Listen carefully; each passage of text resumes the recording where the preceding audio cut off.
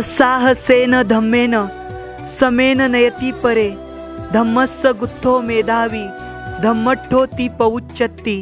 जो व्यक्ति धीरज के साथ धम्म पूर्वक निष्पक्ष होकर दूसरों का मार्गदर्शन करता है वह धम्म रक्षक मेधावी धम्मिष्ठ कहा जाता है।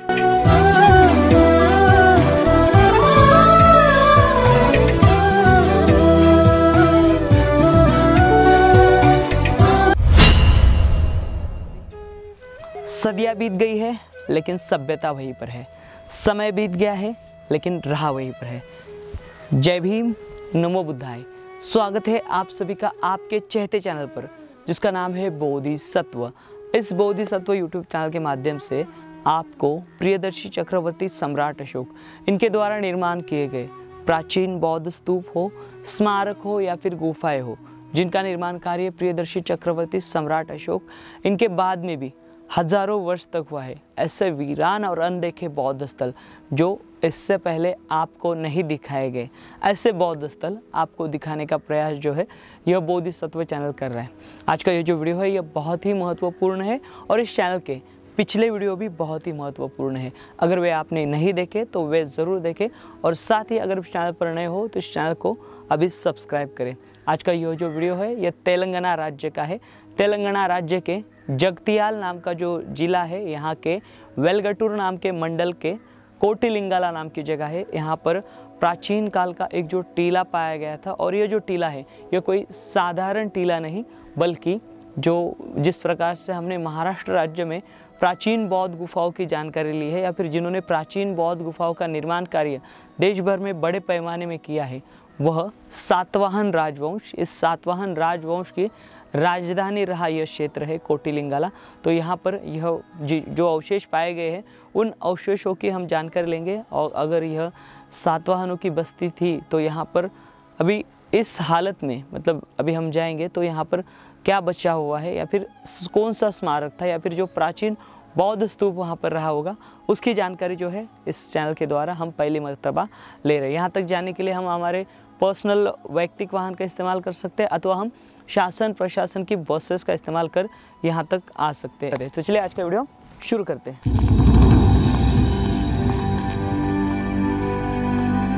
कोटिलिंगाला यह स्थल करीमनगर से लगभग 50 किलोमीटर की दूरी पर और धर्मपुरी से 20 किलोमीटर की दूरी पर स्थित है। इससे पहले हम निर्मल जिले के बादनकुर्ती और भावापुर कुरु यहाँ जा चुके हैं। यह वह स्थली है जहाँ पर तथागत भगवान बुद्ध के धम्म ने पहली बार तेलुगु मिट्टी पर अपने कदम रखे थे। हाल ही में भावापुर कुरु यहाँ पर एक स्तूप के अवशेष सामने आए हैं, लेकिन गोदावरी के अति बहाव के कारण वहाँ जाना हमें नामुमकिन हुआ। सातवाहन इस राजवंश की महाराष्ट्र राज्य समेत तेलंगाना, आंध्र प्रदेश यहाँ राजधानियाँ रह चुकी है, क्योंकि उस समय सातवाहनों के 30 महानगर हुआ करते थे, जिनमें से यह एक क्षेत्र है। यहाँ पर कई सारी भगवान बुद्ध की मूर्तियाँ और शिल्प पाए गए हैं। इसके अलावा सातवाहनों के प्रथम राजा सिमुक सातवाहन इनके भी सिक्के पाए गए हैं।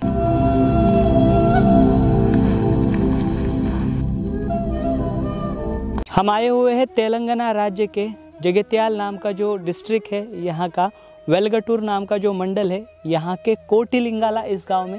यहाँ पर देखिए, यहाँ से जो रास्ता गांव में आगे कोटिलिंगाला नाम का जो मंदिर है वहाँ पर जाता है। उसी रास्ते पर यहाँ पर जो प्राचीन जो स्तूप है उसके जो अवशेष है वो बिखरे, उसके ओर हम आगे बढ़ रहे हैं। एक कच्चा रास्ता जाता है, देखिए यहाँ से आगे हम बढ़ेंगे तो देखिए आगे कुछ इमली के पेड़ है और ये जो स्मारक है लगभग 200 से 100 मीटर की दूरी पर यह जो स्मारक है यहाँ पर स्थित है। और ये जो स्मारक है ये उस समय पर सातवाहनों की राजधानी रह चुका है ये स्थल पूरा। और यहाँ पर बड़ी बड़ी ईंटें और बड़े बड़े जो यहाँ का जो स्ट्रक्चर है वह हमें दिखाई देगा, लेकिन उससे काफ़ी नुकसान पहुंचा हुआ है। तो हम ये जो स्थली है इस स्थली की हम जानकारी लेने की कोशिश करेंगे। तो देखिए यहाँ पर इसके आगे भी हम जाने की कोशिश करेंगे, क्योंकि इसके आगे भी ये जो पूरा क्षेत्र है, इस क्षेत्र में जो अवशेष है वह बिखरे हुए, उसकी जानकारी हम इस चैनल के माध्यम से लेने की कोशिश कर रहे हैं। तो देखिए ये जो चैनल है ऐसे ऐसी जगहों पर जाता है जहाँ पर जाना नामुमकिन है, और जहाँ तक जाने के लिए मीलों मील का सफ़र तय करना पड़ता है। यानी हज़ारों किलोमीटर की यात्रा कर हम आपको ऐसे स्थलों तक लेके आते हैं जो बहुत ही पवित्र है और जिसकी पवित्रता शायद से लोगों को नहीं है। ऐसे स्थल हम दिखाने की कोशिश करते हैं। देखिए यहाँ पर से अभी आगे चलेंगे हम, ये ईंटें नहीं आगे आइए। यहाँ पर से देखिए ये जो स्मारक है इसकी जो ईंटें है यहाँ पर दिखने हमें शुरू हो गई है। देखिए यहाँ पर ईसा पूर्व 4वीं शताब्दी का यह जो स्मारक है यहाँ पर रहा होगा। ये देखिए जो स्मारक है, इस स्मारक के जो अवशेष है यहाँ पर भी बिखरे हुए। देखिए बहुत बड़ा ये स्मारक रहा होगा, तो पूरा विहार और स्तूपों के स्ट्रक्चर जो है यहाँ पर रहे होंगे। चलिए आगे चलेंगे और ये जो स्थली है इसके हम जानकारी लेने की कोशिश करेंगे। तो देखिए ये जो प्राचीन स्तूप है, इस प्राचीन स्तूप पर अभी हम आए हुए हैं। देखिए यहाँ से जो पूरा आपको एरिया दिखाई दे रहा है, अभी देखिए ये एक बहुत बड़ा टीला है और इसका उत्खनन कार्य अभी होना बाकी है। देखिए अभी फ़िलहाल यहाँ पर देखिए यहाँ पर ईंटें देखिए आप इस स्मारक की, आप यहाँ पर से देख सकते हो। ये पूरी ईंटें जो है अभी यहाँ पर, मतलब हम आ रहे थे नीचे से ही हमें यहाँ पर ये जो ब्रिक्स है, बड़ी बड़ी ईंटें है, मैं आपको दिखाऊँगा। यहाँ पर देखिए ये ईंट देखिए, ये बहुत बड़ी ईंट है और ऐसे इतने बड़ी बड़ी ईंट जो है यहाँ पर है, मतलब ब्रिक्स कहते हैं इसको। तो ये ईंटें है और यहाँ पर ये जो स्थली है, इस स्थली पर देखिए अभी यहाँ पर काफ़ी सारा जो इस स्थली का जो नुकसान है वह पहले ही हुआ है, मतलब हो चुका है।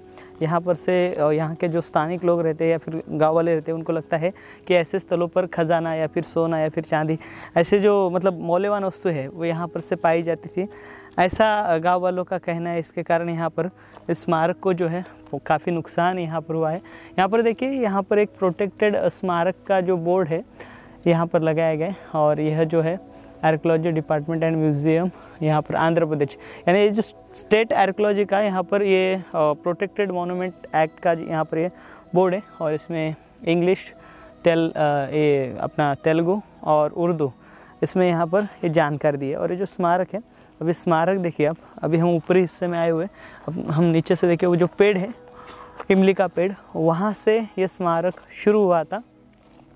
और ये ऊपर देखिए स्मारक, यहाँ पर ये देखिए ये स्मारक इस प्रकार से हमें यहाँ पर दिखाई देता है। ये देखिए ईंटें देखिए इस स्मारक की, तो बहुत ही विशाल रहा होगा ये स्मारक। 1979 और 1984 में यहाँ पर से उत्खनन कार्य किया गया था, और श्रीमुखा सातवाहन नाम के जो सातवाहन सम्राट थे उनके यहाँ पर से कॉइन्स बरामद किए गए थे। और यहाँ पर आप देख सकते हो, यहाँ पर ये गोदावरी नदी हमें दिखाई दे रही है ये पूरी, और इसके तट पर जो है यह स्थली जो है बसे हुए हैं।